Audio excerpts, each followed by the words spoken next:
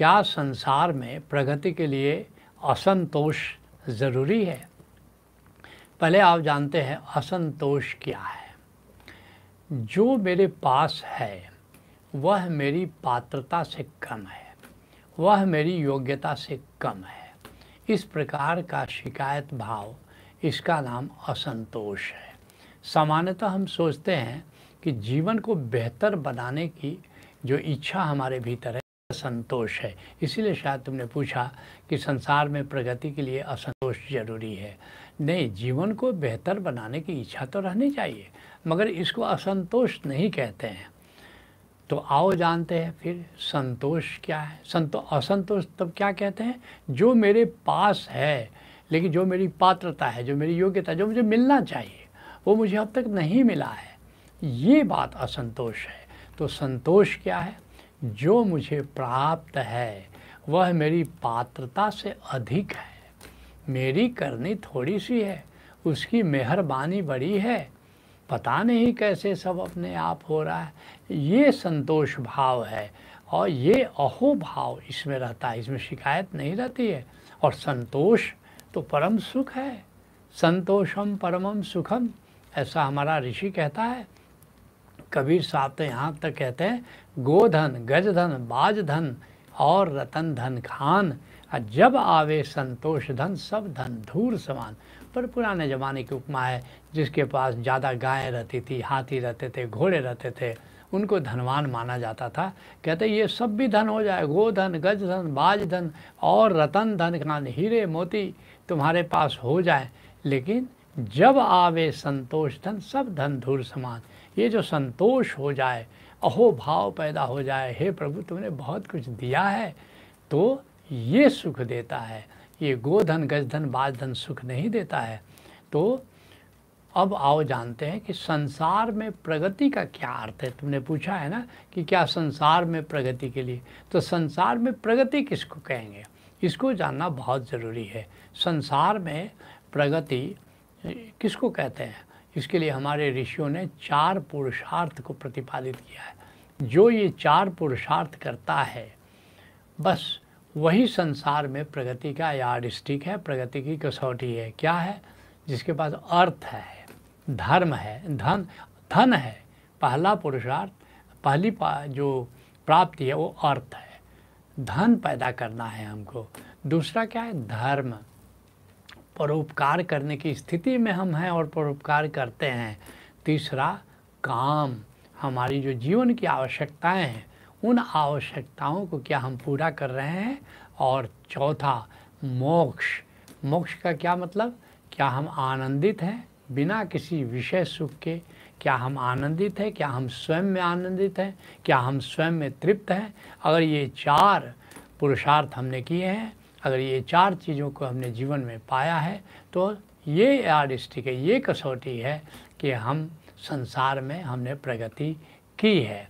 तो अब आओ जानते हैं कि संसार में प्रगति के लिए, अथवा आज की भाषा में कहें संसार में सफलता के लिए आवश्यक तत्व क्या है। तो ये आवश्यक तत्व, जैसा मैंने कहा, ये 4 पुरुषार्थ यही आवश्यक तत्व है। अब इन 4 पुरुषार्थों की हम व्याख्या करना चाहेंगे ताकि बात ठीक से समझ में आ जाए कि संसार में प्रगति के लिए हमें क्या करना है। तो जो पहला जो तत्व है वो है अर्थोपार्जन। पहला पुरुषार्थ है कि अपने जीवन को चलाने के लिए, अपने जीवन को सम्यक ढंग से जीने के लिए हमारे पास यथेष्ट धन होना चाहिए। अर्थ कैसे प्राप्त होता है? खेती है, व्यापार है, नौकरी है, कुछ लोग भिक्षाटन भी करते हैं। तो ये 4 प्रकार से धन प्राप्त कर सकते हैं, जिसके लिए घाघ कवि कहते हैं, उत्तम खेती मध्यम बान। सबसे तो सुंदर है कि अपना फार्म हाउस हो और प्रकृति में रहे, खेती करे। और दूसरा क्या है? मध्यम बान। अगर ऐसा संभव नहीं है तो फिर वाणिज्य करो। निखिद चाकरी, और उससे निकृष्ट है कि कहीं नौकरी करनी पड़ रही है, किसी को डिपेंडेंस है, थोड़ी परतंत्रता है, पर निर्भरता है, और भीख निदान। और अगर भीख मांगना, कोई भीख मांग रहा है तो कितनी उसकी मजबूरी रही होगी, तो निश्चित रूप से वो तो सबसे निकृष्ट है। भीष्म पितामह कहते हैं, अर्थस्य पुरुषो दास, अर्थस्य पुरुषो दास। अर्थ में इतना बल है कि हर व्यक्ति अर्थ का दास होता है। किसी ने पूछा भीष्म पितामह को कि आपने दुर्योधन का साथ क्यों दिया। भीष्म पितामह कहते हैं ओ मुझे देखो इतना बड़ा महल उसने दिया, ये नौकर चाकर उसने दिए, ओ मुझे धन प्रदान करता है और उससे ये सारी ज़िंदगी मेरी सपोर्ट होती है। अब देखो भीष्म पितामह जैसे महापुरुष वो भी धन पर निर्भर हैं। कहते हैं अर्थस्य पुरुषो दास, और इसलिए मैं दुर्योधन को सपोर्ट करता हूँ कि उसी से ये सारी सुख सुविधा मुझको प्राप्त होती है। लेकिन एक बात हमको जानना है कि ये जो धन है ये महत्वपूर्ण है, और धन के कारण ही हमारे जो परिवार है, हमारा जो संबंधी हैं, ये सब भी जो हमको मूल्य देते हैं, इसका जो मौलिक कारण है वो धन है। जिसके लिए शंकराचार्य कहते हैं जब तक धन अर्जन में सक्षम तब तक तुम सबके हो प्रियतम, और जब धन ही नहीं परिवार कहाँ, जब सूखा जल तो ताल कहाँ। अरे जब जल भरा है तब वो पोखर है, सरोवर नहीं तो गड्ढा है। और ऐसे ही आदमी रिटायर कर जाता है, जब तक धन कमाता है तब तक तो बुज़ुर्ग है और नहीं तो बुढ़ा है। तो इसलिए धन का प्रयोजन है, धन के प्रयोजन को, धन की भूमिका को जीवन में हमें स्वीकार करनी चाहिए। यहाँ तक कि हमारा एक ऋषि कहता है कि 6 महासुख है जीवन में। क्या क्या? अर्थागमो नित्यम, रोज़ कुछ धन आना चाहिए, आरोग्यता च, स्वस्थ हो शरीर, प्रिय च भार्या प्रियवादिनी च, और जो पत्नी हो वो सुंदर हो और प्रियवादिनी हो, और वशस्य पुत्रे, पुत्र वश में हो, और अर्थकरी च विद्या। देखो अर्थ से शुरू किया था, अर्थागमो नित्यम, और अंत में कहता अर्थकरी च विद्या। ऐसी विद्या तुम्हारे पास हो कि तुम धन अर्जित कर सको अपनी विद्या के आधार पर। तो जीवन में या संसार में प्रगति के लिए धन की भूमिका निश्चित रूप से है। और फिर जो दूसरा तत्व है जिसकी भूमिका है संसार में प्रगति के लिए, उसका है धर्म। धर्म क्या हुआ? परोपकार, सेवा, कि इसमें बड़ा सुख मिलता है। और निश्चित रूप से जो परोपकार करते हैं, जो धर्म करते हैं, संसार में भी उनको प्रतिष्ठा मिलती है, और संसार के पार जो परलोक है वहाँ भी प्रतिष्ठा मिलती है। संत तुलसीदास जी कहते हैं परहित सरिस धर्म नहीं भाई, पर पीड़ा सम नहीं अदमाई। दूसरे को हित करना, इससे बढ़कर के कोई धर्म नहीं है, और दूसरे को पीड़ा देने से बढ़ के कोई नीचता या पाप नहीं है। कबीर साहब तो यहाँ तक कहते हैं तरवर सरवर संत जन और बरसता में, चाहे वृक्ष हो, चाहे सरोवर हो, या संत हो, या बादल हो, तरवर सरवर संत जन और बरसता में, परमार्थ के कारण चारों धरिया दे। ये चारों परमार्थ करने के लिए, परहित करने के लिए देह धारण करते हैं। तो निश्चित रूप से जो हम अगर धर्म करते हैं, सेवा करते हैं, परोपकार करते हैं, और इस स्थिति में भी तो होना चाहिए, इस स्थिति में होना चाहिए। दिल बड़ा होने से क्या होता है? पर्स भी बड़ा होना चाहिए। तो हम स्थिति में हो कि हम परोपकार कर सकें, और जब इस स्थिति में हो तो हम परोपकार करें, उसका आनंद लें। परोपकार करने में, सेवा में सुख बहुत है। किसी की सेवा करके देखो, किसी के लिए कुछ करके देखो, कितना सुख मिलता है। जो तीसरा तत्व है वह है काम। ये संसार में प्रगति लाता है। काम क्या है? ये जो जीवन की हमारी आवश्यकताएं हैं, और 7 मौलिक आवश्यकताएं हैं, ऐसा मैस्लो कहता है। इन आवश्यकताओं की पूर्ति के लिए जब हम प्रयास करते हैं तो इसमें हमारी प्रगति होती है। क्या क्या आवश्यकता है? फिजियोलॉजिकल नीड्स, भौतिक आवश्यकता है, रोटी कपड़ा मकान। दूसरा क्या है? सेक्स नीड्स, सुविधा के लिए सामान जुटाते हैं, भोग के लिए, सुविधा के लिए जब सामान जुटाते हैं, वह भी हमारी आवश्यकताएं हैं। और फिर क्या है? और तीसरी आवश्यकता है सिक्योरिटी एंड सेफ्टी नीड्स, सुरक्षा का इंतज़ाम करते हैं। प्राणों, परमात्मा ने धरोहर दिया है प्राणों को, इसकी सुरक्षा बहुत ज़रूरी है। चौथा, प्रेम की आवश्यकता है, लव नीड्स। केवल रोटी से जीवन नहीं चलता, हम जीवन में चाहते हैं कि हम प्रेम करें, कोई हमको प्रेम करे। और फिर बिलोंगिंगनेस नीड्स, संबंधों की आवश्यकता है। कोई तो है, कोई अपना हो, ऐसा तभी जीने का मन करता है। तो इसको कहते हैं बिलोंगिंग नीड्स। चाहने वालों से अगर मतलब नहीं, आप फिर पैदा हुए किसके लिए? कुछ चाहने वाले होने चाहिए, कुछ लोग होने चाहिए जिनको हम चाहें। और फिर एस्टीम नीड, यश, रिकॉग्निशन, महत्व जहाँ हम रहते हैं। और फिर सेल्फ एक्चुअलाइजेशन, अर्थात जो भीतर हमारी प्रतिभा है उस प्रतिभा के विकास को हम करें।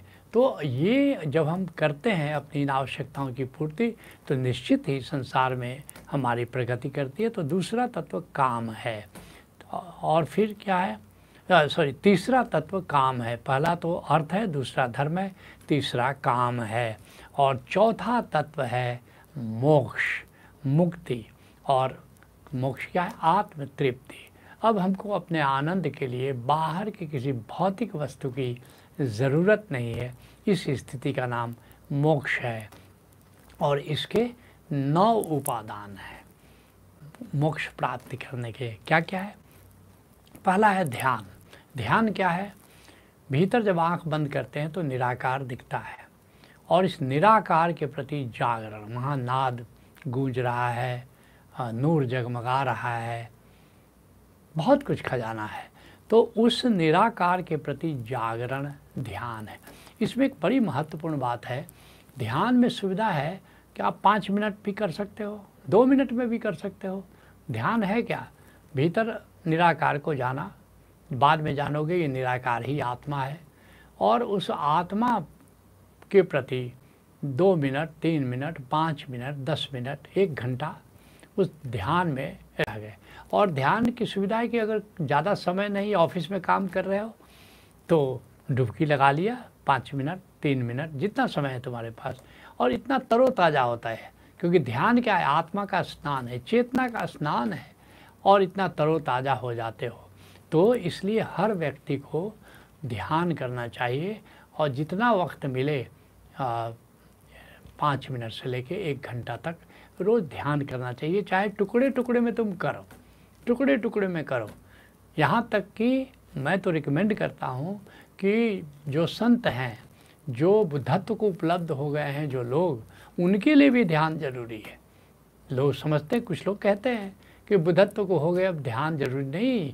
आत्मा को तुमने जान लिया, ध्यान का एक तो उद्देश्य है आत्मा को जानना, लेकिन दूसरा उद्देश्य है कि आत्मा को पोषण करना, आत्मा का स्नान कराना, ये भी जरूरी है। तो पहला उद्देश्य पूरा हो गया। अब लोग समझते हैं तो बुद्धत्व जो लोग उपलब्ध है उनके ध्यान की ज़रूरत नहीं है। नहीं, उनको भी ध्यान की ज़रूरत है, ताकि आत्मा का स्नान हो जाए, एकदम ताजगी आ जाए। तो जीवन की ताजगी के लिए भी ध्यान जरूरी है। और दूसरी बात क्या ज़रूरी है कि जीवन में एक सद्गुरु चाहिए। बिना सद्गुरु के जीवन के जो गूढ़ रहस्य हैं वो तुम नहीं प्राप्त कर सकते हैं। इसलिए गुरु साहिबान कहते हैं कि बिन गुरु मुकुत न पाइए। ये मुक्ति, मोक्ष बिना गुरु के नहीं मिलती है। और फिर जो तीसरा तत्व है, ओंकार का ज्ञान चाहिए। बिना ओंकार के ज्ञान के मुक्ति बहुत कठिन है, लगभग असंभव है। इसलिए राधा स्वामी मत के प्रवर्तक स्वामी जी महाराज कहते हैं, शब्द बिना सब थोथा ध्यान, शब्द बिना सब थोथा ज्ञान, शब्द छोड़ मत अरे अजान, राधा स्वामी कहे बखान। कहते हैं अगर तुम शब्द का ज्ञान नहीं, ओंकार का ज्ञान नहीं, अगर ध्यान करते हो तो ध्यान भी झूठा है। तुम सोचते हो कि तुम शब्द के ज्ञान के बिना, ओंकार के ज्ञान के बिना अगर तुम सोचते हो कि ज्ञानी हो जाओगे, नहीं, ऐसा संभव नहीं है। तो ओंकार का ज्ञान जरूरी है। जो चौथा तत्व जो मोक्ष के लिए ज़रूरी है वो है स्वीकार भाव। जीवन में क्या होता है, कुछ होता है अनुकूल यहाँ, कुछ होता है प्रतिकूल यहाँ। हम व्यर्थ बात से कपते हैं, कुछ शूल यहाँ कुछ फूल यहाँ। लहरों को उठने गिरने दो, भीतर चैतन्य न कपने दो। निष्कंपम शरणम गच्छामि, बज ओशो शरणम गच्छामि। ये जो प्रतिकूल होता है उसका भी स्वीकार करो। प्रतिकूल को हम स्वीकार नहीं कर पाते, लेकिन अगर मोक्ष के मार्ग के राही हो तो स्वीकार भाव विकसित करना चाहिए। पांचवा तत्व है अहोभाव। अहोभाव क्या है कि जितना है तुम्हारे पास उसके लिए तुम्हारे भीतर संतोष भाव है कि जो हम डिज़र्व करते थे, हे परमात्मा उससे ज़्यादा तुमने दिया, और इसके लिए इसमें धन्यवाद दो। हम धन्यभागी हैं कि हमारे पास इतना कुछ है। इसका नाम है अहोभाव। तुमने कहा है कि संसार में प्रगति के लिए क्या असंतोष जरूरी है? नहीं, असंतोष नहीं, संतोष जरूरी है, संतोष जरूरी है। और एक बात जरूरी है, ये अहोभाव जरूरी है। जीसस का एक वचन है कि जिनके पास है उनको और दिया जाएगा, और जिनके पास नहीं है या थोड़ा है वो भी छीन लिया जाएगा। अब देख रहे हो इसका क्या मतलब हुआ? जो अहोभाव में जी रहे हैं उनको और अस्तित्व देता है। तुम कहते हो कि हमारी करनी तो थी नहीं, तो तुमने ज़रूरत से ज़्यादा हमें दे दिया है। परमात्मा कहता है अभी तुम क्या जानते हो और कितना अभी और देना चाहता हूँ और कितना और मैं देने को हूँ। और जो शिकायत से भरी ज़िंदगी जीता, असंतोष में जो जीता है, तो कहते हैं जीसस उसका वह भी ले लिया जाता है, क्योंकि वो तो उसको अहोभाव तो है नहीं, तो कौन उसको देना चाहेगा जो व्यक्ति अहोभाव में नहीं जीता है। तो अहोभाव मोक्ष के लिए बहुत ज़रूरी है। और छठा तत्व है साक्षी। साक्षी का क्या मतलब हुआ? आत्मस्मरण में रहते हुए कर्म करने का मजा लो। ये साक्षी भाव जो है मोक्ष के लिए बहुत ज़रूरी है। और फिर सातवां तत्व क्या है? समाधि। अगर समय हो घंटा 45 मिनट, 1 घंटा, सवा घंटे, तो समाधि में चले जाओ। समाधि में बिल्कुल डुबकी लग जाती है। जैसे ध्यान को मैं कहता हूँ कि तुमने क्या लिया कि ये वो फवारा से शावर ले लिया, अपना कम टाइम में 5 मिनट टाइम में अपना शावर ले लिया, लोग करते हैं। लेकिन अगर तुम्हारे पास समय है तो बाथ टब में बैठ के जरा 45 मिनट, 1 घंटे जरा ठीक से स्नान करने का मजा लो। तो समाधि करीब करीब ये बाथ टब में बैठ करके स्नान से उसका मज़ा लेना है, आत्मा के स्नान का। लेकिन दोनों ज़रूरी है, कभी समाधि कर लो और नहीं तो ध्यान तो बराबर ही करते रहो। बीच बीच में स्नान हो जाता है, ताजगी आ जाती है। इसलिए मैं सबको रिकमेंड करता हूँ कि बीच बीच में जब भी समय मिले, 5 मिनट समय मिले, बस थोड़ा सा शावर ले लिया। और फिर जो आठवां तत्व है वो सुमिरन है। सुमिरन है, सुमिरन कैसे? आत्म सुमिरन है और हरि सुमिरन है। फिर दोनों को एक साथ भी कर सकते हो। आत्म सुमिरन क्या हुआ? आत्मा का स्मरण। हरि सुमिरन क्या हुआ? ये सारा जीवंत अस्तित्व तुम्हारे चारों तरफ है, तो इसका स्मरण। और दोनों को जोड़ भी सकते हो, सिनर्जिक सुमिरन या साक्षी सुमिरन, जिसको कैसे आती सांस में ब्रह्म का स्मरण है, ब्रह्म से प्रेम करो, और जाती सांस में आत्मा का स्मरण करो, तो ऐसा भी कर सकते हो, सुमिरन करो। और जो 9वां तत्व है वो सहज योग है। सहज योग क्या है? ब्रह्म भाव में रहते हुए इस पल का मजा लो। आती सांस में तुमने ब्रह्म की उपस्थिति का अनुभव किया, और फिर इस पल में क्या कर रहे हो, किसके साथ बैठे हो, तो उसका साथ का मजा लो। जो तुम कर रहे हो उसका मजा लो। साक्षी में आत्मस्मरण के साथ कर्म करने का मजा लेना है। और ये जो होश है, ये जो सहज योग है, उसमें ब्रह्म का स्मरण करते हुए कर्म करने का मजा लेना है। ये साक्षी और होश में इतना भेद है। और इस स्थिति में जब तक पहुंच जाते हो तो आनंद ही आनंद है, मोक्ष ही मोक्ष है। शंकराचार्य कहते हैं योग रतो वा भोग रतो वा संग रतो वा संग विहीन ब्रह्मणि रमते चित्तम यस्य नंदति नंदति नंदति है। वह जो ब्रह्म में रमण करता है उसके समान आनंद नहीं है, नहीं है, नहीं है। तो सत्संग को यही विराम देते हैं। हरि ओम तत्सत।